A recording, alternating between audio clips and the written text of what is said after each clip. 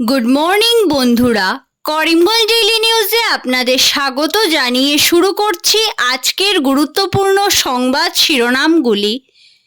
ফাকুয়াগ্রাম higher secondary স্কুলের অধ্যক্ষ, CRCC সহ 15 জন শিক্ষকের শোকজ, স্কুলের অব্যবস্থা দেখে চটে লাল মিশন ডিরেক্টর ডক্টর ওম প্রকাশ। বিস্তারিত থাকবে প্রতিবেদনে। অরুণোদয় 3 শুরু হচ্ছে 19 সেপ্টেম্বর থেকে, ঘোষণা মুখ্যমন্ত্রী ডক্টর হিমন্ত বিশ্ব শর্মার। আরজিকর কাণ্ডে নয়া মোড়, ধর্ষণ এবং খুনের দায়ে গ্রেফতার প্রাক্তন অধ্যক্ষ সন্দীপ ঘোষ ও টালা থানার অপসারিত ওসি অভিজিৎ মণ্ডল। 4,75,00,000 টাকা ব্যয়ে লালাকইয়া পূর্ত সড়কের কাজ, শিলান্যাস কাটলিচড়ার বিধায়ক সুজামুদ্দিন লস্করের। সড়ক সংস্কারের কাজ যত এগোচ্ছে ততই জমছে অভিযোগের পাহাড়। ঠিকাদাররা গাইডলাইন মেনে কাজ করছেন কি না সেদিকে কড়া নজর রাখা হবে বললেন এনএইচআইডিসিএল পিএমইউ এর ডেপুটি জেনারেল ম্যানেজার গৌরাঙ্গ দেওঘড়ী। ব্যাংক অ্যাকাউন্ট খুলতে গিয়ে প্রতারণার শিকার দক্ষিণ হাইলাকান্দির কাটানালার যুবক, মামলা পুলিশে। নজির সৃষ্টি হলো করিমগঞ্জ আদালতে, একদিনে লোক আদালতে 1257টি মামলার নিষ্পত্তি। বিস্তারিত প্রতিবেদনে যাওয়ার আগে প্রত্যেক দিনের গুরুত্বপূর্ণ খবর পেতে অবশ্যই ভিডিওটিতে একটি লাইক করে ইউটিউব চ্যানেলটি সাবস্ক্রাইব করে পাশের বেল আইকনটি বাজিয়ে রাখবেন এবং ফেসবুক পেজটি ফলো করে ভিডিওটি শেয়ার করবেন। এবার সংবাদ শিরোনামগুলোর বিস্তারিত হলো। 2 মাসের মধ্যে স্কুলে অনুষ্ঠিত হয়নি প্রাতঃসভা, সকাল 9:45 শুরু হয়নি পাঠদান, শিক্ষকদের নিয়মানুবর্তিতার অভাব, সঠিক সময়ে স্কুলে উপস্থিত না হয়ে পান তাম্বুল সহ নেশা জাতীয় সামগ্রী গ্রহণ, চোখের সামনে দেখতে পেলেন স্বয়ং সমগ্র শিক্ষা অভিযানের মিশন ডিরেক্টর। ঘটনা করিমগঞ্জের ফাকুয়াগ্রাম হায়ার সেকেন্ডারি স্কুলের অব্যবস্থা এবং শিক্ষকদের এমন কাজ কারবার দেখে প্রচণ্ড বিরক্তিবোধ করে তৎক্ষণাৎ সংশ্লিষ্ট স্কুলের অধ্যক্ষ এবং শিক্ষকদের বিরুদ্ধে শাস্তিমূলক ব্যবস্থা গ্রহণের নির্দেশ সমগ্র শিক্ষা অভিযানের মিশন ডিরেক্টর তথা পরীক্ষার কেন্দ্রীয় পর্যবেক্ষক ডক্টর ওম প্রকাশ। রাজ্য জুড়ে অনুষ্ঠেয় চাকরি পরীক্ষার করিমগঞ্জের প্রস্তুতি পর্ব খতিয়ে দেখতে এসে জেলার বিভিন্ন স্কুলের অব্যবস্থা দেখে চটে লাল সমগ্র শিক্ষা অভিযানের মিশন ডিরেক্টর তথা চাকরি পরীক্ষার কেন্দ্রীয় পর্যবেক্ষক ডক্টর ওম প্রকাশ শনিবার মিশন ডিরেক্টরের নির্দেশানুসারে ফাকুয়াগ্রাম হাই স্কুলের ভারপ্রাপ্ত অধ্যক্ষ সহ 15 জন শিক্ষকের বিরুদ্ধে কারণ দর্শানোর নোটিশ জারি করেছেন জেলা আয়ুক্তের কার্যালয়ের বিভাগীয় আধিকারিক তথা সহকারী আয়ুক্ত প্রিয়াঙ্কা ইয়ামনাম।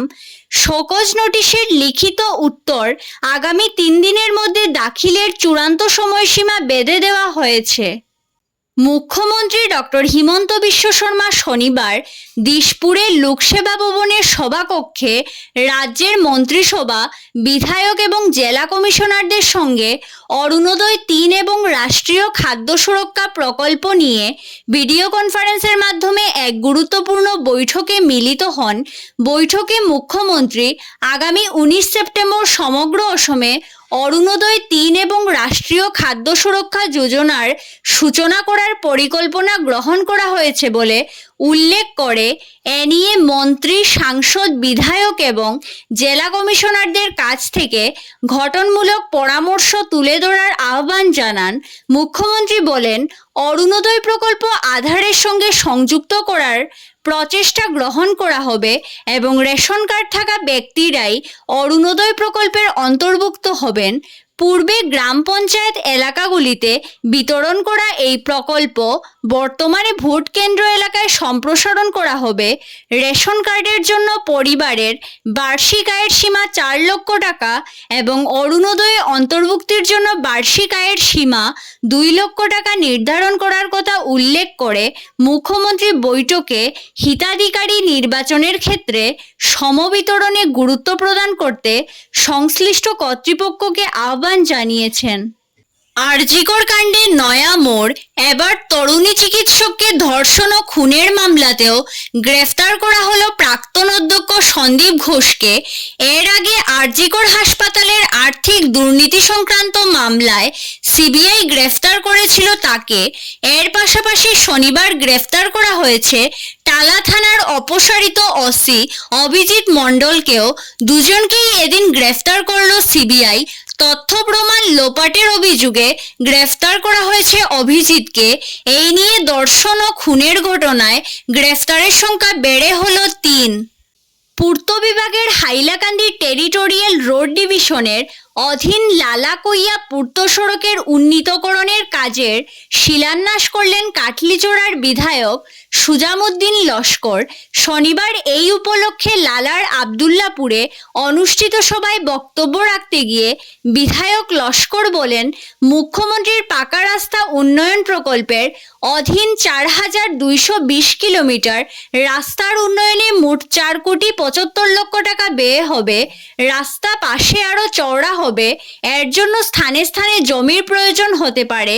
এর জন্য স্থানীয় জনগণের সহযোগিতা কামনা করেন তিনি আরও জানান, প্রতিশ্রুতি মতো তিনি তার নির্বাচনী এলাকার উন্নয়নমূলক কাজে সচেষ্ট রয়েছেন। আগামীকাল থেকে রাস্তার কাজ শুরু হবে। কাজের গুণগত মান বজায় রাখতে সংশ্লিষ্ট ঠিকাদারের প্রতি আহ্বান জানান তিনি। একই প্যাকেজের অধীনে আরও ৪ কোটি টাকা ব্যয়ে আবদুল্লাপুর থেকে নতুন বাজার পর্যন্ত পাকা রাস্তা উন্নীতকরণের কাজ হবে বলে জানান। এছাড়া আগামী ১৫ দিনে আরও 10টি গ্রামীণ রাস্তার কাজের সূচনা হবে বলে জানান তিনি। পুজো এসে গিয়েছে, আর তার আগেই শহরের রাস্তাঘাটের ক্রমে হাল ফিরছে। দেরিতে হলেও মুখ্যমন্ত্রীর আশ্বাসের পর দায়িত্বপ্রাপ্ত বিভাগ NHIDCL এক্ষেত্রে তৎপরতা দেখাচ্ছে। প্রতি রাতে ভগ্ন রাস্তার উপর চলছে সারাইয়ের কাজ। গেলবারের পুজোর সময়কালীন রাস্তার হাল এবারেও ফিরছে দেখে অনেকেই স্বস্তির শ্বাস ফেলছেন। যদিও দায়িত্বপ্রাপ্ত ঠিকাদারদের এক্ষেত্রে কাজের গুণগত মান নিয়ে প্রশ্ন তুলছেন অনেকেই। অভিযোগ, বর্ষার মরশুম এলে ওই সড়ককে টিকিয়ে রাখা দায় হয়ে উঠবে। শিলচর শহরের হাসপাতাল road, Sunai road, Rangirkhari, Rangpur, capital point, Sadarghat, ISBT থেকে তারাপুর প্রায় প্রতিটি রাস্তায় নির্মাণ সংস্থার তত্ত্বাবধানে সড়ক সংস্কারের কাজ চলছে জোর কদমে। ধন্যবাদ সবাইকে। আরও নতুন নতুন খবর পেতে করিমগঞ্জ ডেইলি নিউজ পেজটিকে ফলো করে সঙ্গে থাকুন।